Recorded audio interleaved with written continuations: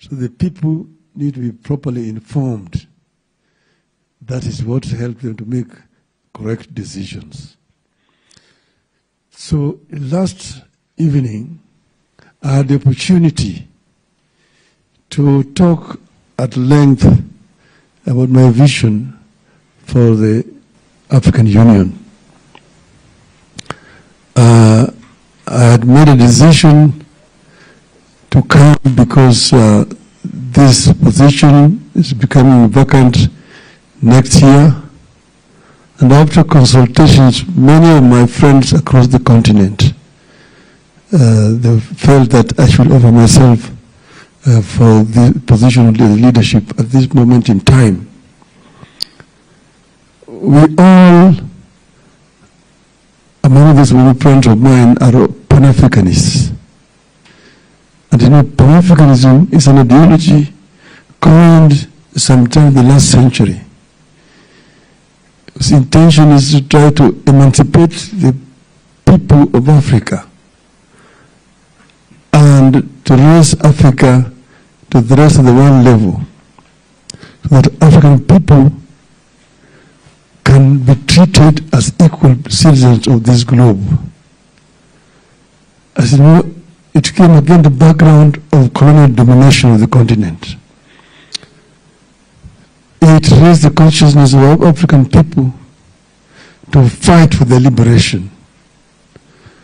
And through a bitter struggle, eventually independence was won across Africa. First, you know, the Ghana was the first African country to become independent.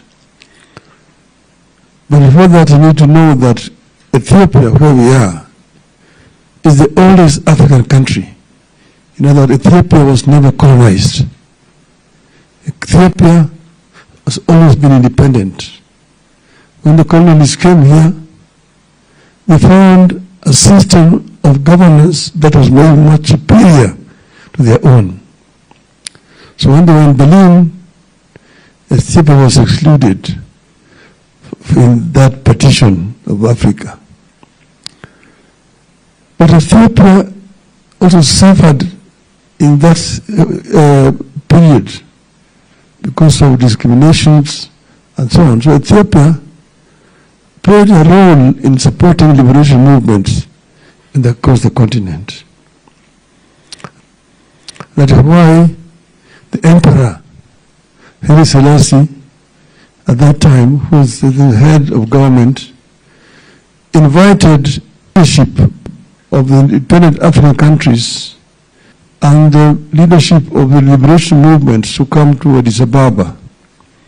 And Addis Ababa became the venue for the formation of Organization of African Unity here.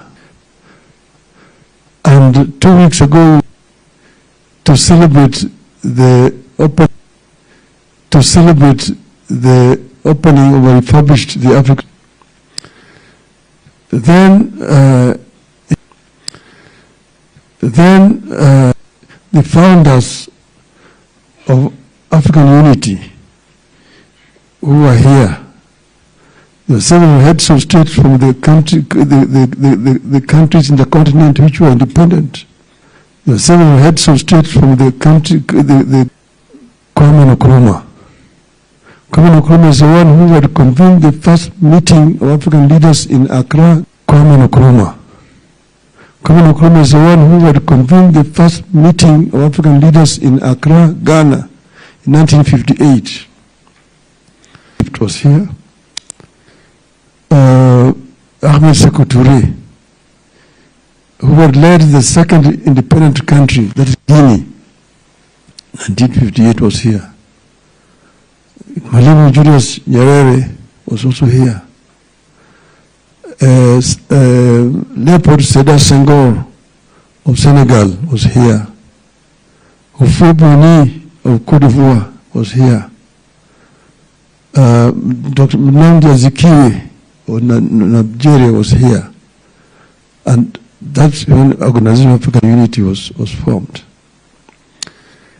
They focus in helping or assisting the unliberated countries of Africa to get freedom. A movement was called here, which is called PAFMEXA, Pan-African Freedom Movement for Eastern, Central, and Southern Africa. And they went further because in South Africa, the words were saying that South Africa was already independent. But then it came up what was called the NIBMA, no independence or majority rule. So Dar es Salaam became the headquarters of liberation of Africa. Mwalimu Nyerere gave facilities and financial support to this liberation movement. And the OAU itself here was basically mobilizing the world for the liberation of Africa. Eventually, with the fall of apartheid regime in South Africa in 1994, the rest of the continent was now liberated. OAU had accomplished its task. So it was then transformed to AU. Now AU focuses more on development, cooperation, and unity of Africa. Unity has always been there as the core, right from the days when the founding conference was held here in Addis Ababa. There was the question of unity now, African Union government now. And there are two schools of thought. One, the union government now. The other one is gradual process of unity. Start first with the regional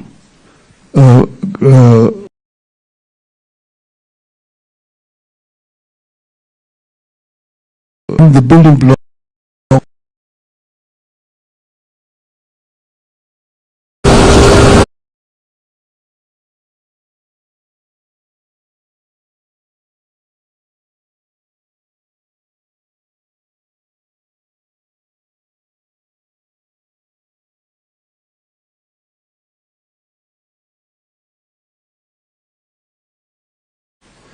Were the Central African Union, and you have got the Maghreb Union. These are the building blocks of a united Africa. So here, AU has, since it was formed, done, I could say, a commendable work of trying to bring these African countries together and trying to deal with issues which affect the continent of Africa. If you look at my blueprint there, I have outlined critical issues. It talks about security, peace and security, because there can be no development if there's no peace. In 2013, they came up with silencing the guns. That's when they had coined the Vision 2063. In 2013, OAU was exactly 50 years old. They celebrated the golden anniversary of the movement. Now the focus of the next 50 years, that's why you have the Vision 2063. And here, number one is peace. And I think probably they were ambitious. They said they want guns to be silent by 2020. 2020 is 4 years ago. The guns were not silent then. Neither are they silent today.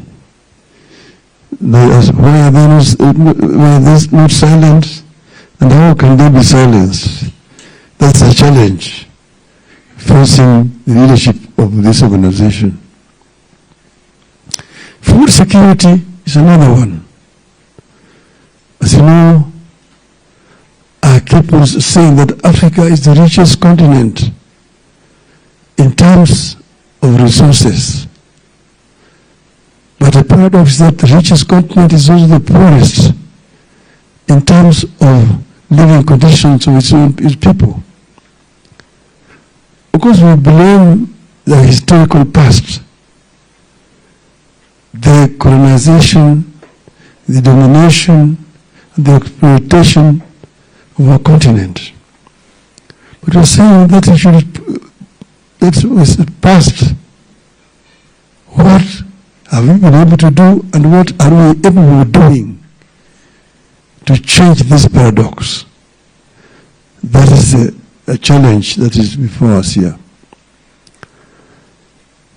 We have talked about InterAfrican Trade, because in development you require first resources that we have, both natural and human resources we have. Secondly, you require market where you're going to take your goods. You need first to produce the goods and don't have a market where you're going to sell them. Then you need infrastructure. Infrastructure will be a challenge because, as you know, the colonial system had partitioned Africa into smaller units and had not integrated these units. You find here it was a colony. This one was Belgium. Next to it here, this was one French. This other one here was Portuguese.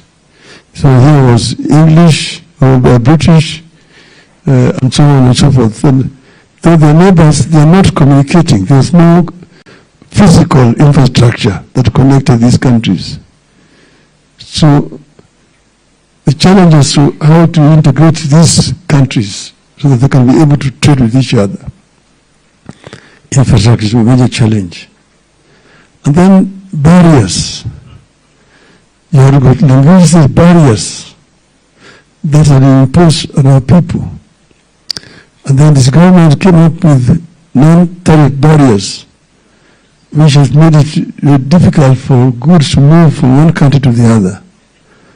This is another challenge that is facing us here. You have got issues of health. As you know, we've got several pandemics which are here on the continent. How do you deal with this to make the people of the continent healthy and to deal with some of those diseases that emerge from time to time in the continent? Education is another challenge. Manpower development in the continent. Because, as you know, Africa today is the fastest growing in terms of population. Africa is the youngest continent demographically. 70% of our population are below the age of 35. The youth, as I was saying, can be a blessing or a curse. A curse if this youth is not empowered, if they're not given opportunities to acquire knowledge so that they can be productive. They become a drag to the society. They become drug addicts, delinquents, criminals. But if they are empowered with requisite skills and knowledge, then become a source for wealth creation in the society. This is the challenge again that we have in the continent across. Right now, many of our youths are jobless. Some of them have got skills which they cannot use on the continent. That's why many of them are voting with their feet, trying to leave the continent to look for greener pastures outside the continent. African youth, almost every other month here, are drowning in the Mediterranean, trying to reach greener pastures in Europe. How do you stem that tide? These people are basically escaping poverty. That's why they are trying to go to Europe. And that's the reason why we are telling Europeans to work with us, rather than working against us, to work with us so that we can be able to create an enabling environment where these youths will no longer have a need to leave Africa to go to Europe. We want to reverse this trend. This is another challenge to us as Africans here. We talked about hunger, famine on the continent. Africa has got the biggest arable land for food production today. Yet, we have food deficiency in almost all African countries. How do we reverse this trend? How do we improve agricultural production so that we can be self-sufficient in terms of food? Today, we are not importers. Insurgents, when this war between Russia and Ukraine broke out, many African countries suffered seriously because they found that most of them are importing grain from Ukraine and Russia. Why don't we grow these products here on the continent? And then the issue of climate change is a major challenge to the continent. Africa is a victim rather than offender in this subject of climate change, because Africa's emission is less than 5%, property reaches around 3%. But Africa suffers seriously the consequences of climate change. Many African countries today live between two twin disasters: floods and drought, El Nino and La Nina. So when the floods come, they come with the devastations. People are drowned in their homes. Houses are destroyed. Roads are washed. Bridges are washed away. So we found that serious damages that requires a lot of resources to repair. When La Nina comes, then again people suffer seriously. When animals are dying for lack of water, people are dying for lack of water. There's a famine across the continent. Seriously. How do we make the offenders, those people who have been vomiting this trash in our environment, that made the entire globe to warm up like this, to compensate Africa for the damages that Africa is suffering? If Africa goes as individual countries to negotiate, they have taken advantage of you. There's need for Africa to negotiate as one voice for adequate compensation for this destruction of our continent. go on and on. There's so many issues. Issues, of course, of the youth, issues of gender, the African woman.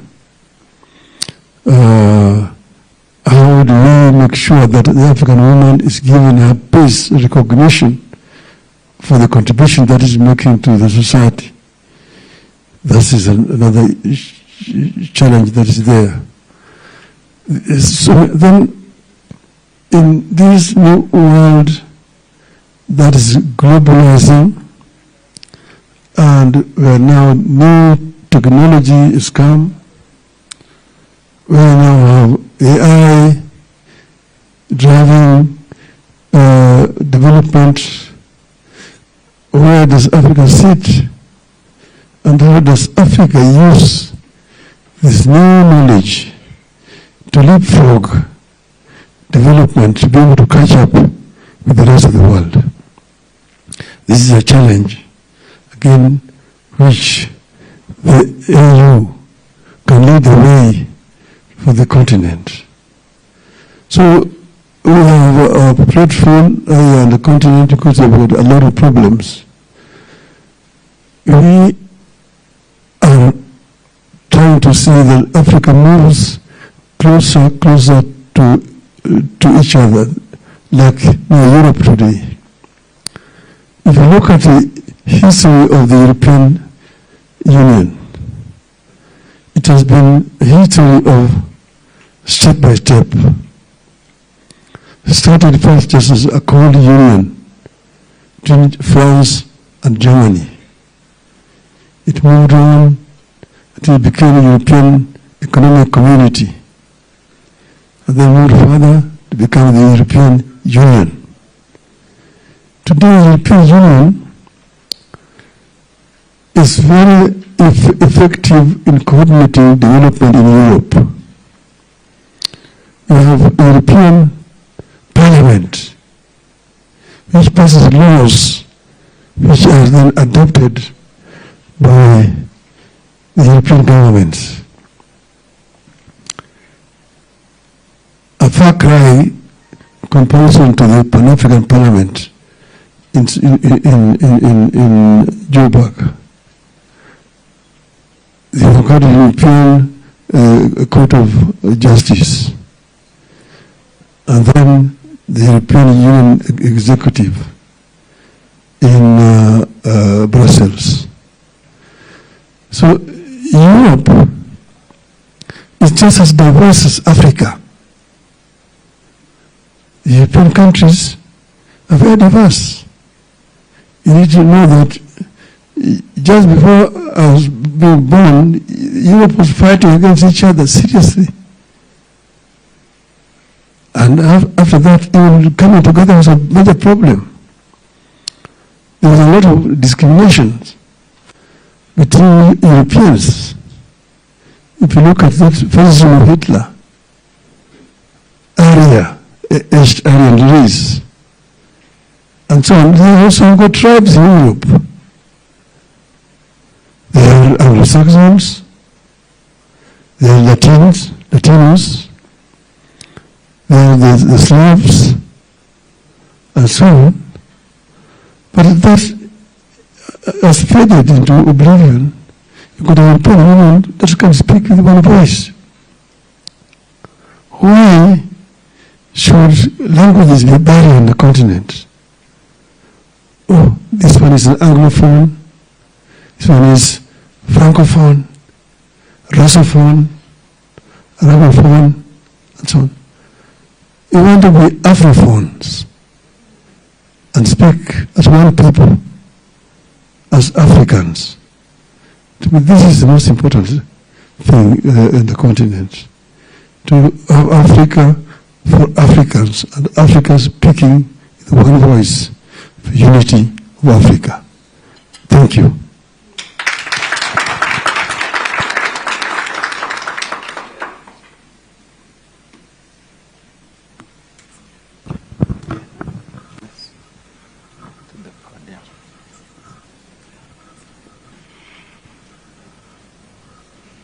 A round of applause, please, for the candidate. Thank you. Thank you. previously indicated, please, one question. Do we have roving mics? Who's helping me with the mics?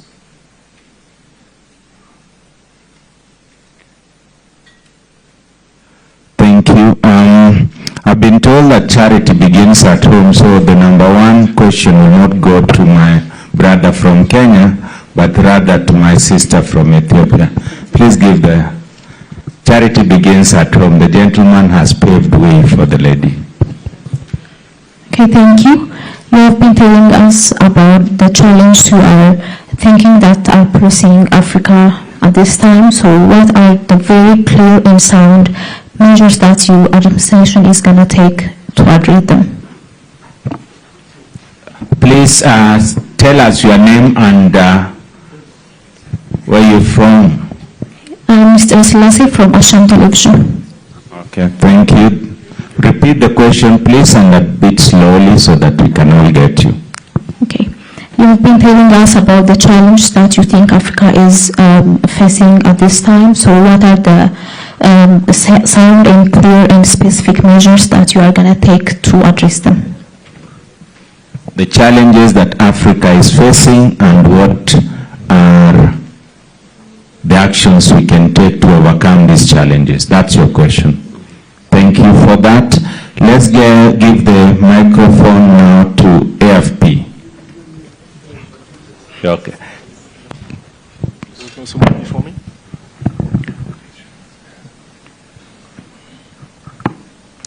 Sorry, I said we take one question, we get an answer, then we take the next one. I'm not rewriting that. So let's give the candidate time to answer that question. What the challenges that he has identified that Africa is facing, what are the solutions to those challenges?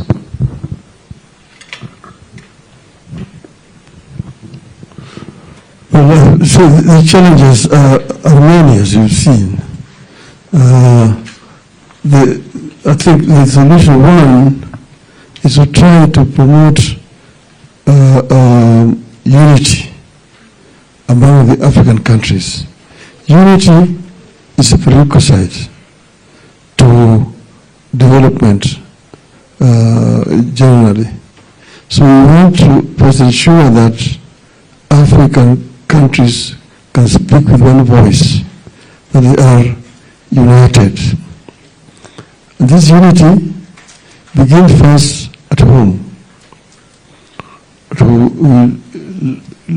try to work with the government of the African Union to ensure that there is harmony and peace within the countries. Peace is very important, prerequisite to development. Areas where there is conflict, we want to ensure that these conflicts are brought to an end and that people can concentrate on the task of nation building in those countries. Secondly, we've got these regional groupings, what we call RECs, the East African Community, the SADC, ECOWAS, and Maghreb, and so on. We want to ensure that these regional groupings actually work properly and harmoniously, because they are the building blocks of African unity, Pan-African unity, so that whatever we are doing can be implemented through these regional groupings. I'll give you an example. You've got the issues like the issue of infrastructure mentioned. And I have been fortunate to have been the high representative of AU on infrastructure. AU has got ambitious program, what is called PIDA, a program for infrastructure development in Africa. And they've identified several projects like the Pan-African highways. Secondly, the African high-speed railway network. Then you have got the energy program across the continent. Then you have got transport, air transport, and also water transport. And then there's fiber optic connections between the capitals of the continent. Now, each of these infrastructure programs have got what they call the champions, headed by a president, champions in them. But most of these projects have not moved. Most of them have not moved. If you take, for example, the InterAfrican highways, there's Cape to Cairo. And then there's Tunis to the Cape. And then there is Dakar through Bamako, Khartoum to Djibouti. You've got Dakar to Lagos, Lagos to Mombasa. Then you've got the rail network from Beira in Mozambique to Lubito in Angola, and branching to Walvis Bay in Namibia.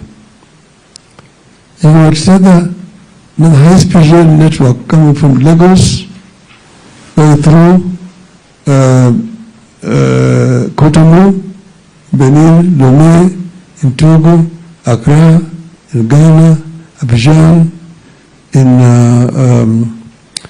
Côte d'Ivoire, Freetown, going to Conakry, going all the way to Rabat, to Algiers, Tunis, to Cairo. Lagos to Cairo.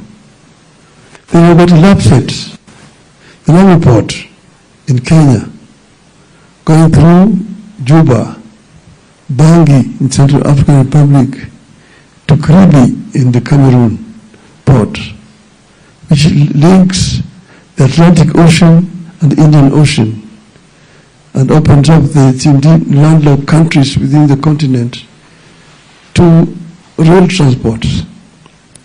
You've got water transport along the rivers, the Congo, the Nile, from Lake Victoria to Atlantic.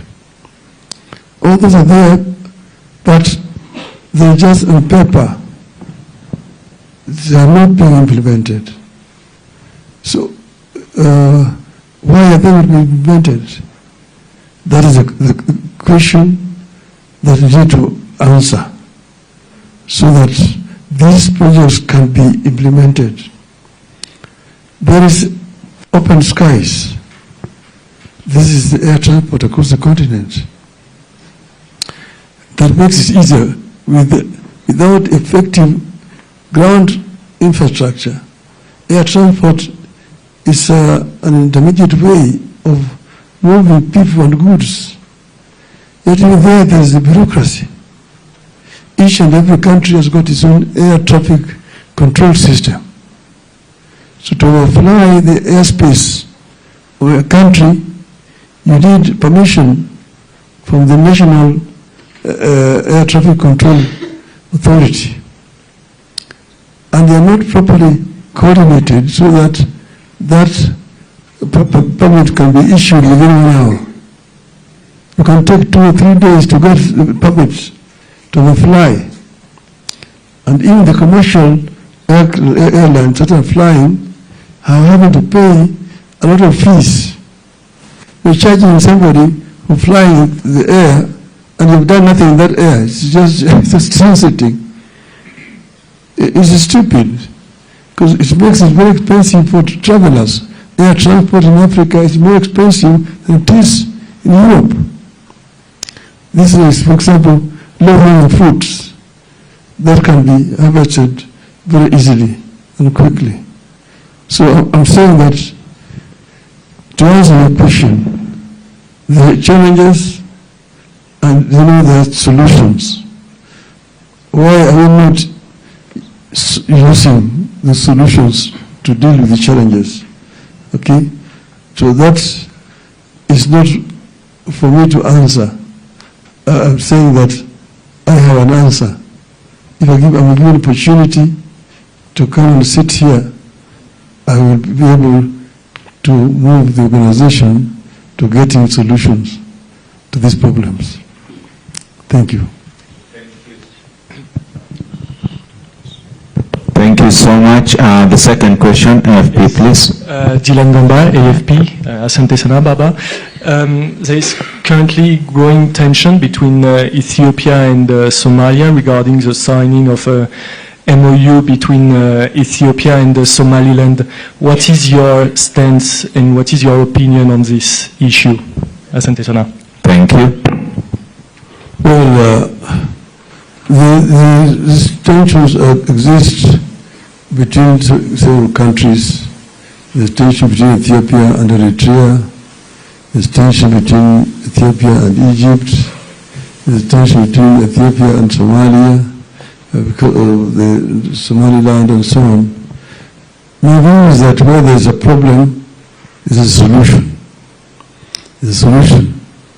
The solution is basically getting people together to have a conversation and negotiations so that these problems can be solved. I don't see any other way of doing it. I'm sure that we'll be able to solve these problems. Thank you. Thank you. Third question, there is a gentleman from Citizen. I think he's waited for too long. Sorry. Thank you for your kindness. Thank you very much. Right Honorable Raila Odinga. My name is Seth Olale from Citizen TV Kenya. Mine would be, Right Honorable, how do you intend to navigate through the geopolitics of Africa, of the continent, in securing your candidacy? You have, like you mentioned in your speech, you have the Francophones, you have the Arabic nations, you have the SADC, and then you have EAC, not forgetting the Horn of Africa. How do you intend to navigate through that? You see, there are some of these problems artificially created. Because, when Africa was fighting for independence, there was a lot of unity. You see, for example, Dar es Salaam became the headquarters of the liberation of Southern Africa. You find the Mozambican Frelimo at their camp there around Bagamoyo. The ANC were around Morogoro and so on. They have been supported easily. Before that, you find that a number of South Africans who are going to Europe, escaping the apartheid, were getting their travel documents in Dar es Salaam. I myself, because the colonialists could not give me a passport because of my father's involvement in the liberation struggle, I was taken to Dar es Salaam and I got my travel document from Nyerere. And that's how I went to Europe. And for 3 years, I was living in Europe as a Tanganyikan and later on as a Tanzanian. I only got my Kenyan passport in 1965. In Cairo, President Gamal Abdel Nasser put up a secretariat for the liberation movement of Africa. There are all these liberation movements, ANC, the Communist Party of South Africa, Frelimo, the Congress of Malawi, the MPLA Angola, the SWAPO of now Namibia, KANU of Kenya, all had the offices in Cairo. And that is where they are coordinating support for liberation movement in all those countries. Nkrumah had set up a center in Ghana where most of these people living in exile. Mugabe was a teacher in Ghana. A number of Mozambican leaders were there in Ghana. People like Biko Nangi was working there in Ghana at that time. Joined many people. So Africa was then very united during that period. There was no Arab Africa. There was no Franco-Africa. There was no Anglo-Africa. The support was universal across the continent. Those founding fathers, Ahmed Sékou Touré of Guinea, Modibo Keïta of Mali, Léopold Senghor of Senegal, Kwame Nkrumah, Ghana, Nnamdi Azikiwe, Nigeria, Ahmed Ben Bella, Algeria, Gamal Abdel Nasser, Egypt, Haile Selassie, Ethiopia, Mwalimu Nyerere, Tanzania, Kenyatta in Kenya. Those were Pan-Africanists at that time. So they were never thinking about themselves as coming from these colonial states. They are seeing themselves as Africans first. And I'm sure that we are able to recreate that spirit of Pan-Africanism that will unite Africans irrespective of their ethnicity, of their colonial heritage, or of their linguistic heritage, but that they are Africans. First and foremost, be Africans. It will be Afrophone, not Lusophone, Francophone, Arabophone, Anglophone. This is my position. It is possible to unite African people and think first and foremost as Africans. Thank you. Thank you. Thank you. We had a freelancer, yes, on that table. Thank you, Mr. Prime Minister. As you said, much of the population of the continent are under 35, and you're giving us names that the majority of us no longer identify. I mean, it's history. You're running for a position that should look ahead. For instance, if you walk into the African Union headquarters, much of the work of the African Union is funded by the European Union, including the peacekeeping that's happening in Somalia. The building itself is built by the Chinese. You talk about all kinds of things you say that should be done in the continent.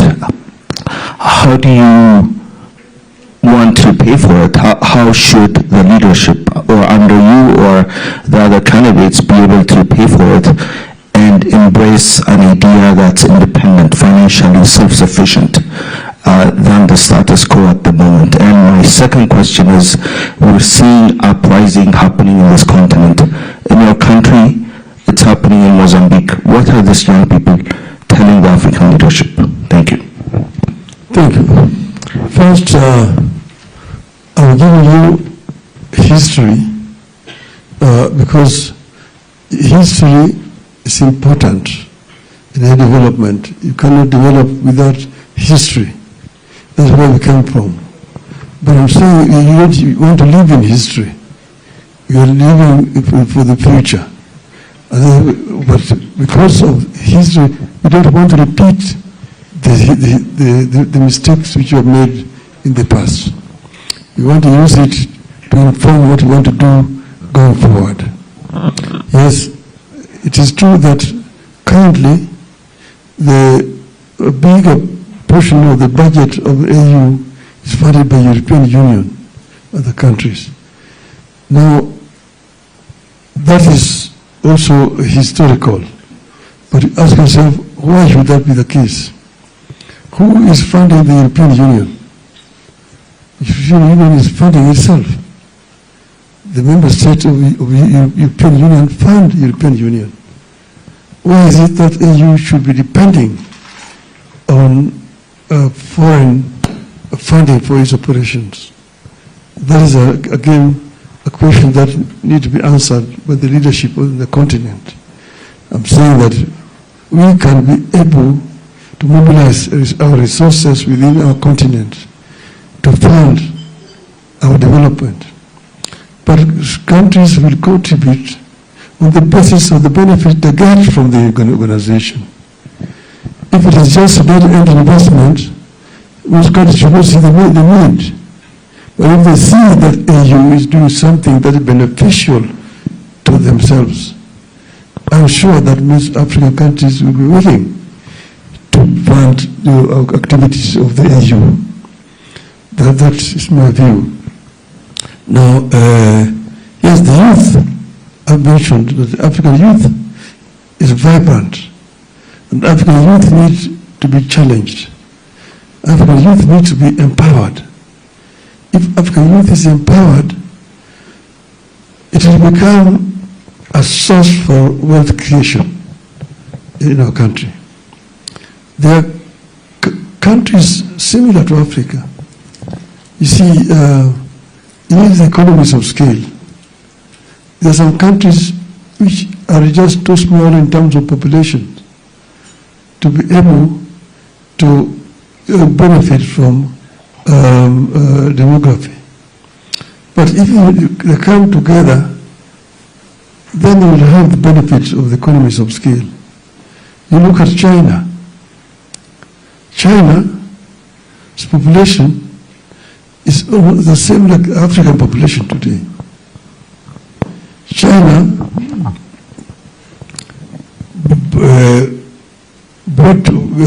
first China spent a lot of resources in manpower development.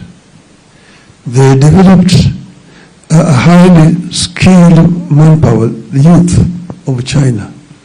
So that when they liberalized their economy, they opened it up, China became a very, very attractive investment destination. So most of the European manufacturers saw one, highly skilled and cheap labor. Two, they also saw a cheap source of raw materials. And that's why they rushed to China. You look at these automobile manufacturers, Mercedes, BMW, VW, Peugeot, Citroën, Volvo, Ford, Nissan, Toyota, Hyundai, they're all in China. All manufactured in China and they're exporting to the rest of the world. Just irrespective of China's economic, and political philosophy, they rush to China and produce in China. Why can they come to Africa? The cheap materials that they are rushing for in China is made with raw materials from Africa. China imports bauxite from Africa to make aluminium products. It imports iron ore, copper ore from Africa to go and make copper cables, copper products, to go and make steel products in China. And they're still cheap in China. That's why the American companies are rushing there to China, the European companies. Why can't we do that in Africa itself? Now, because China has now moved on with that advantage that they created. China managed to move 600 million people from poverty to middle income status. So China today has got the biggest minimum income in the world today. But China is no longer the cheapest today. China's labor cost is no longer that low. There's a gap beyond there which Africa can fill. And Africa can use the same scenario to be able to also take off. You've got the youth, and African youth today is very dynamic. African youth, if you look at the social media, it's dominated by African youth. You see, this AI, African youth actually have been able to get hold of AI, and they're very much into it. So what you need is basically create facilities for them, have connectivity. Mr. Prime Minister, my question was, what are the young people telling you in terms of the uprising that you're seeing in Kenya and in Mozambique? My question wasn't on China or AI, respectfully. What are the young people telling you when you see the young people protesting, uprising in your country, in Mozambique? What are they telling you? It's not a question of how China has become advanced in the last 40 years or how AI will have an impact in our lives. But specifically, the question is, respectfully again, is what are you seeing, what are you feeling when you see young people do the uprising? We're beginning to see risking their lives and so many young people, Africans, dying in their own countries. Thank you. Then, of course, I was trying to answer maybe in a longer way, but yes, it's not just Kenya or Mozambique. Political challenges exist virtually in all countries in the world. It's not only in Africa. You'll find demonstrations in Colombia. You will find the other time in France, they were burning tires on the streets in Paris, and so on and so forth. So every country has got its political challenges. It's not only in Africa. It is all over the world. And those political challenges can be resolved within those countries themselves. You need to address the issues that the youth are raising. Like in Kenya, they are talking about the cost of living. They're talking about unemployment in Kenya. They're talking about corruption. You see, they talk about ethnic discrimination, things like those. So those are challenges that can be resolved within the context of Kenyan society. The same thing in Mozambique. They're talking about the elections. Elections have just been held, and some people believe that they are probably not as transparent. That there were some kind of cheating, probably in the process of announcement of results. That happens in virtually every society. You saw it in the US the other time. People marching to the Congress, storming the Congress. So it is not only happening in Africa. It's happening all over the world, and there are solutions to those problems. Thank you, thank you. And the very last question, let's have the gentleman there.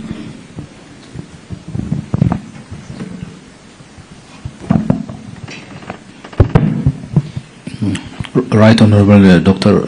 Raila Odinga, former Prime Minister, Republic of Kenya, and candidate of African Union chairmanship. I have an important question.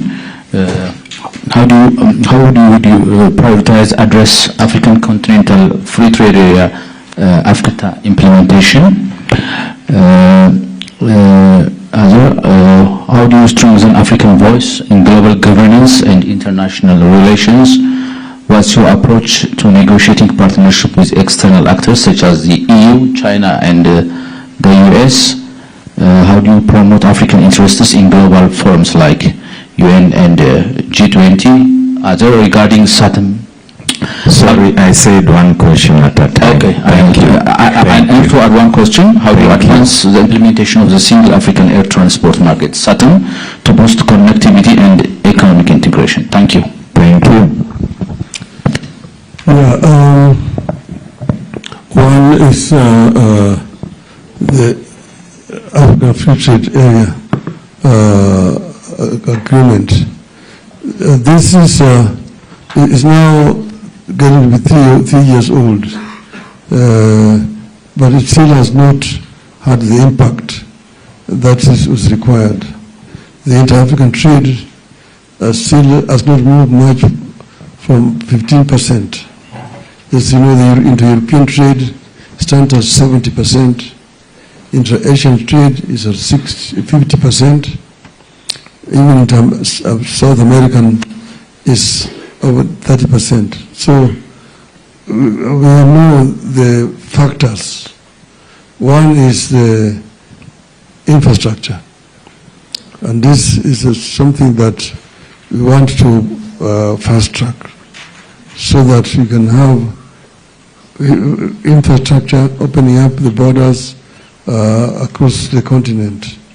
And secondly, the non-tariff barriers that have been imposed by member states of the continent.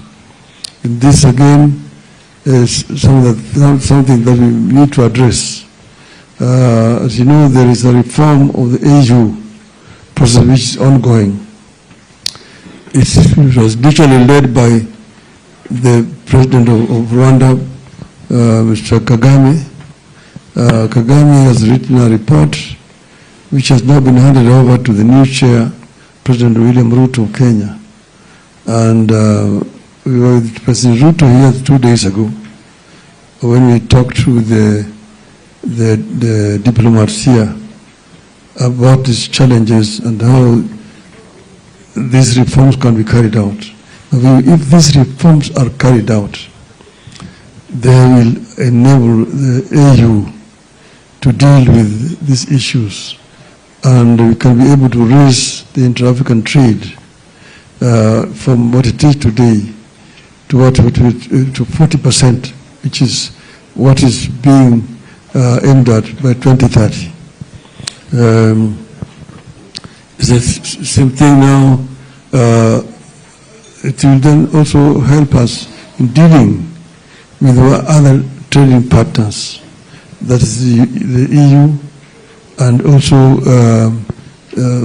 China and even the US. You see, US, you have got AGOA, which has been ongoing, and we think that we need to improve on AGOA. With the EU, we also have been negotiating and scale up the negotiations so that the trade can be more fairer in favor of Africa. You see, for example, we took just a simple item, coffee. You see, coffee is produced primarily in Africa and in South America. But we find that the European country, I will not mention which one, earned more out of coffee than all these coffee-producing countries, Brazil and Africa, put together. So, because the auction center, it's not in Africa or South America, it is somewhere in Europe. How do you change this so that the African coffee producers can benefit? There are so many other things that we need to negotiate so that we get a fair deal on the international market generally. Thank you.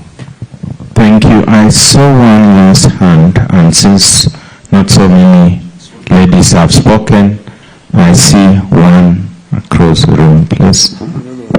Where is the microphone? There's another one there. Oh, there's one at the back. Okay. No. Okay, thank you very much. Okay.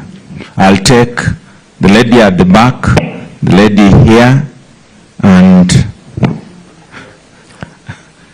Okay. and one there. The lady, not the gentleman. The gentleman already spoke. 3 ladies. Thank you very much, Mr. President. My questions are, as we all know that everybody... Please introduce yourself and the media house. Herman from the retirement 7.6 FM station in Addis. I can see you. Can you show? Can you try and stand this side so that the candidate at least can appreciate and see you? Okay.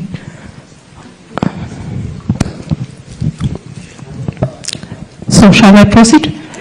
Okay, my questions are, the first one is, as we all know that there are many ongoing conflicts in Africa, especially DRC and the Sudan case. So what are we expect from Raila Odinga if you are selected as a chairperson? What are you going to do to solve and also to make sure that the peace and stability of the continent? What are you going to do on this? Thank you very much. Thank you. Yes, the conflicts not only in Africa, there's conflict all over the world. But you see, where there's conflict, there's a solution. Like you mentioned specifically the DRC, in eastern DRC, there's that conflict that has been going on for a long time. So conflicts which are internal, but the conflict which are, have got external actors and players. So you just need to find a way of bringing the protagonists to a negotiating table. You see, DRC issue did not start yesterday.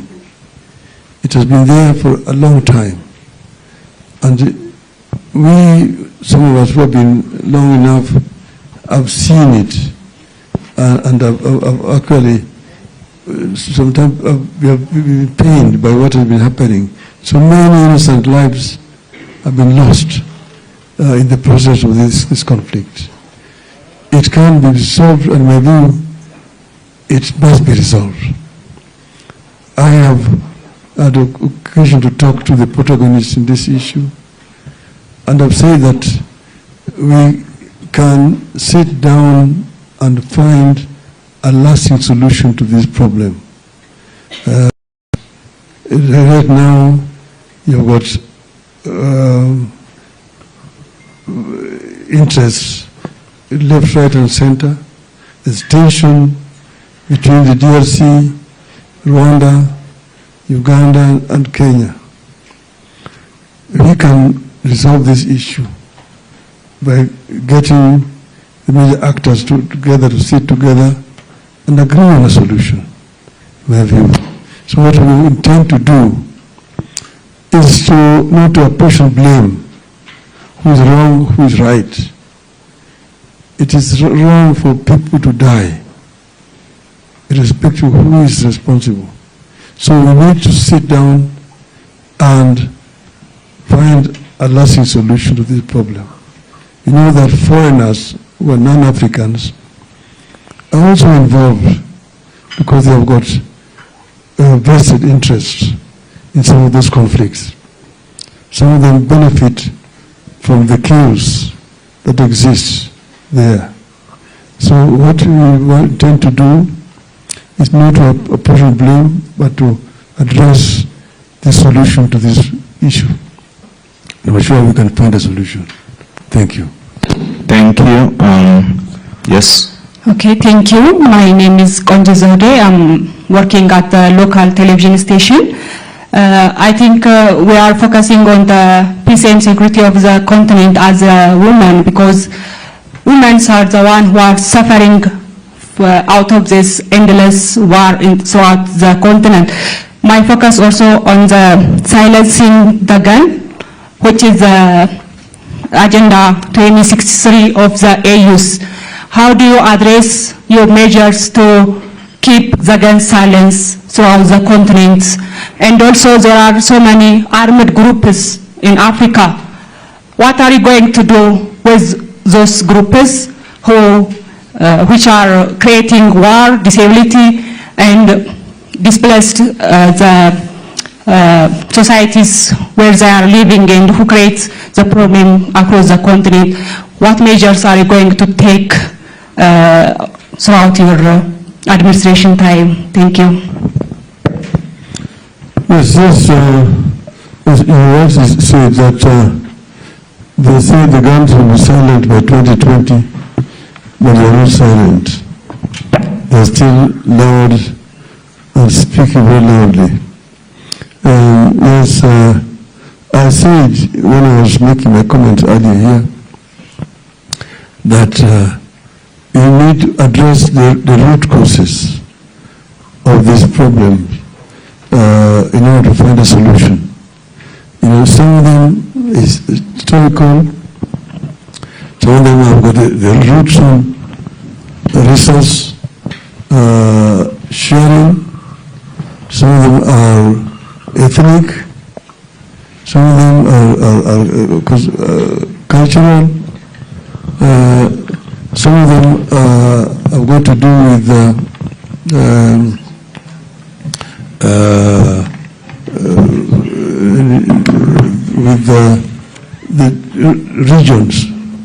regional conflicts and so on. So what you need to do is to address the causative factors. What is it? Some of them to do with poverty in society. Some of them has to do with the lack of infrastructure. We have seen, for example, in Kenya, the areas where to go to the certain part of Kenya, you will have to have police escorts, escorting 100 vehicles, from police in front and police at the tail. It's how you could pass those areas. But when we put up infrastructure, proper highway, those areas, those bodies just disappeared. By opening up the country through infrastructure, it is a major solution to these problems. Because some areas where you see those gorillas running around, they are unreachable. Therefore, they can commit crimes, kill people, and they cannot be reached. They know where to go and hide completely. So, opening up the country is one of the solutions. Then secondly, creating wealth. First, putting up education facilities so that people can be able to go to school. And then bringing investment in the areas.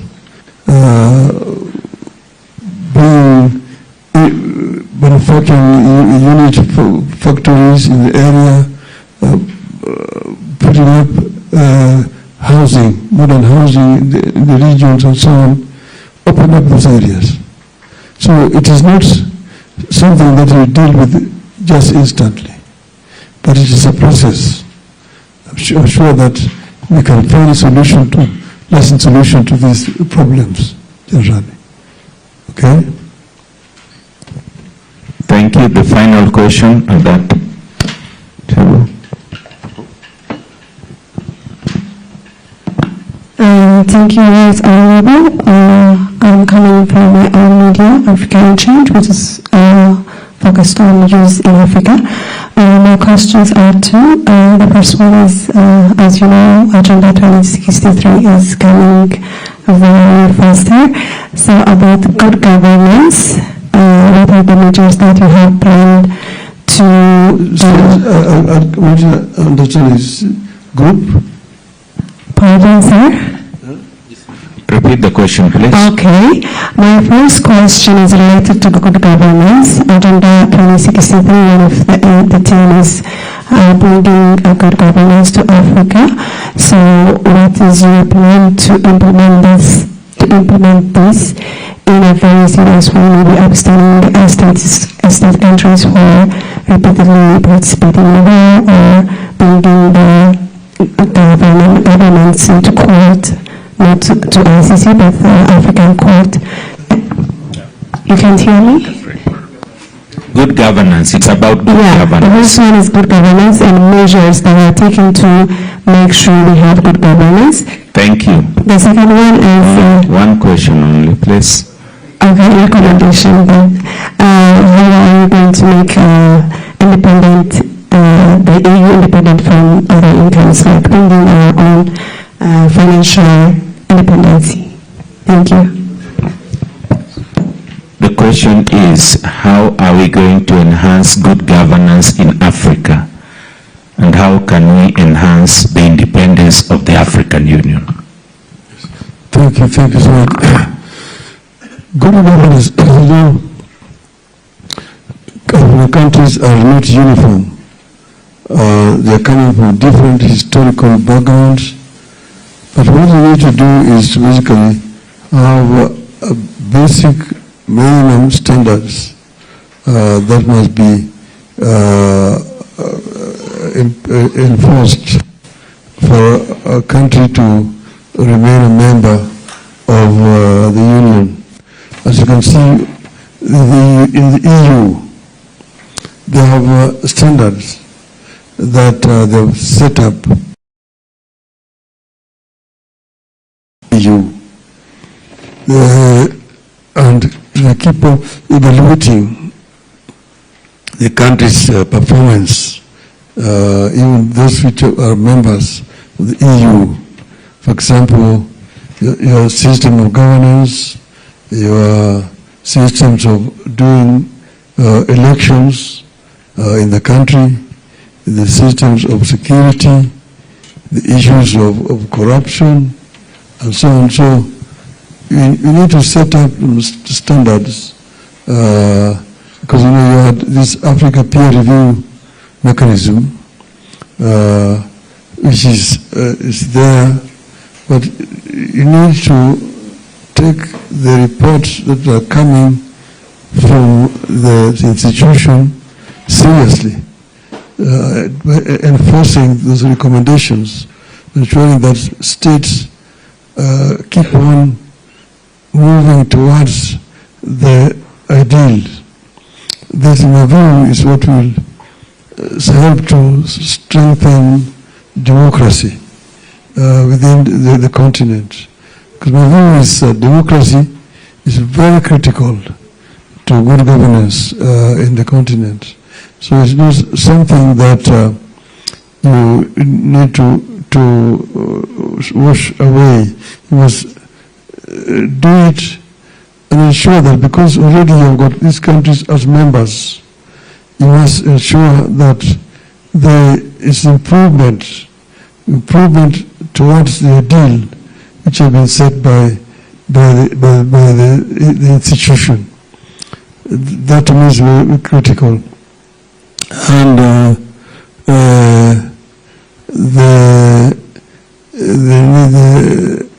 the people themselves need to be allowed to speak so that people's voices are heard.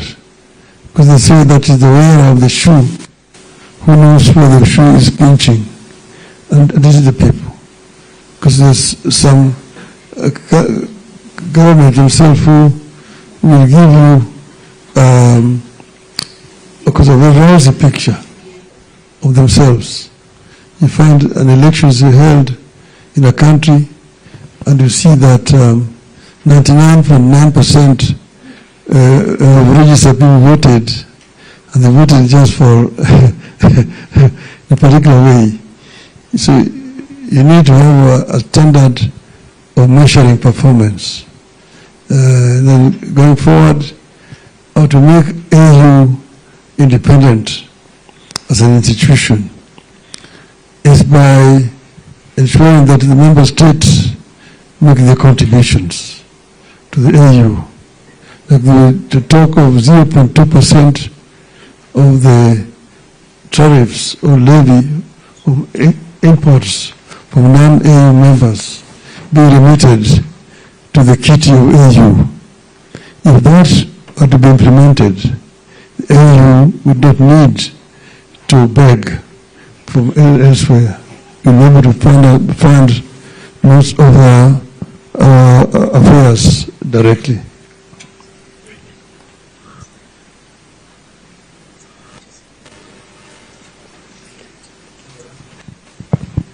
Thank you so much for that.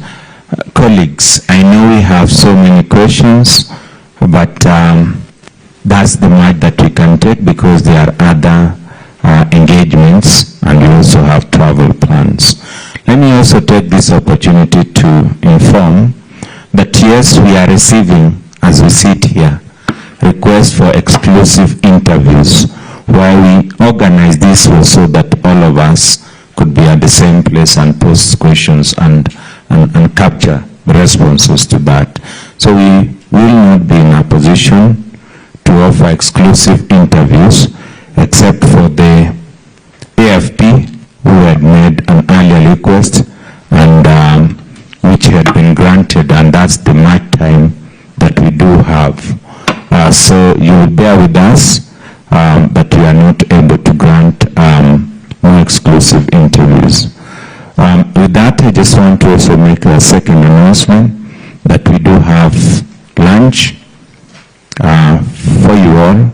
So kindly, after this lunch is served, let's give a round of applause to the candidate for the responses he has said.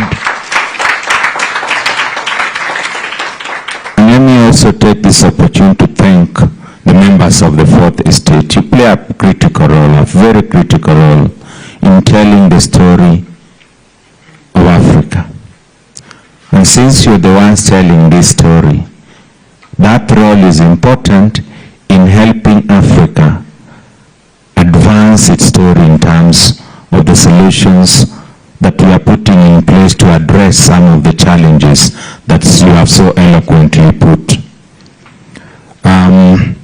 Therefore, I would like to encourage you to continue to tell the story of Africa as it is in terms of the programs under Agenda 2063, in terms of the solutions or options that the candidate has offered going forward in terms of addressing the issues that we have at the continent.